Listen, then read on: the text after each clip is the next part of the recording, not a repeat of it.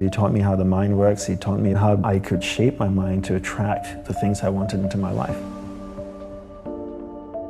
He showed me that nothing is impossible, that you can attain it if you really want. If you want to attract something in your life, you need to understand what that frequency is that you want, and then change the energy in your body to match that frequency. And when you do, you attract that. You know, a lot of people talk about this law of attraction and stuff, but I never really understand it or explain it properly. And I think sometimes the New Age world can just get away by saying all kinds of, oh, the law of attraction, and do this and do that, and it will attract it into your life.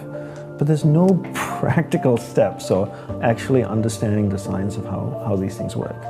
But once you really understand it and then put the hard work into it, these amazing tools have been around for millenniums. Monks have been using it for thousands of years. And you do affirmations a bit different. You kind of have 3 things that you do that makes them special. Concise choice of positive words, clear visualization, and feeling. And feeling being the most important component, because feeling is emotion, and emotion is energy, and energy is magnetic.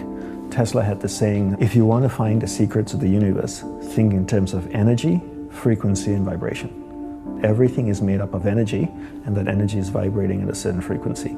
And your job is to match the frequency of what you want. Because that's harmony, right? If your team here can match your frequency, then you're all in alignment and on the same page. And then you work together. It's like a flock of birds that just flow in harmony. You see them flying in the sky. They never crash into each other. They all fly in harmony. It's like the old radios, right? You tune it, the station is 74.5 FM, and if you get to 74.4 FM, you get static and music. 74.6, static and music. 74.5, perfect music. 74.2, just static. And so your goal is to tune your energy to match the frequency of what you want. And then that's when that attraction comes. Concise positive words, clear visualization, and corresponding feeling. Right? The feeling is emotion. So when I say corresponding feeling, if you want something, you need to match the frequency of what you want. So remember what Tesla said, think in terms of energy, frequency, and vibration. So the same thing with concentration, right? Concentration is a science and an art. A science because there are clear steps that you need to take to work towards a goal, and an art because it requires repetition and practice, right? So I always say that concentration is a science and an art, and learning how to concentrate, you have to understand the mind, right? So as I shared before, that you're not the mind, rather you're pure awareness moving through different areas of the mind. And I define concentration as my ability to keep my awareness on you for an extended period of time until I make a conscious choice to shift it to something else. So most people allow someone or something outside of them to control where their awareness goes. So I'm chatting with you, my phone goes bing, I pick it up, and my awareness gets dragged there. Another notification comes, my awareness goes there. I see a noise out there, I hear a noise out there, my awareness goes over there, right? So my ability to keep my awareness on you or something for an extended period of time is my ability to concentrate. Your whole day needs to be filled with rituals, and you need to look at your life the same way an Olympian might look at his or her life, where the whole day is filled with rituals. And in the monastery, we meditated as a group for 1 hour a day. That's all we meditated. People always think that monks meditate all day and they're slowly sweeping the sidewalks. But we don't. Meditate 1 hour a day. What are we doing the rest of the day? Gurudeva taught us to practice concentration. Not to practice mindfulness, practice concentration. So if you're speaking with another monk, you give that person your undivided attention. That's what we practice all day. And I think people take a different approach right now. They think, if I meditate for 10 minutes in the morning, I'm good, I'm zen. And the rest of the day I can just do whatever I want to do. And the rest of the day is constant multitasking. So I'm doing many things at once in a poor way. So what do you become good at? You become good at whatever it is you practice.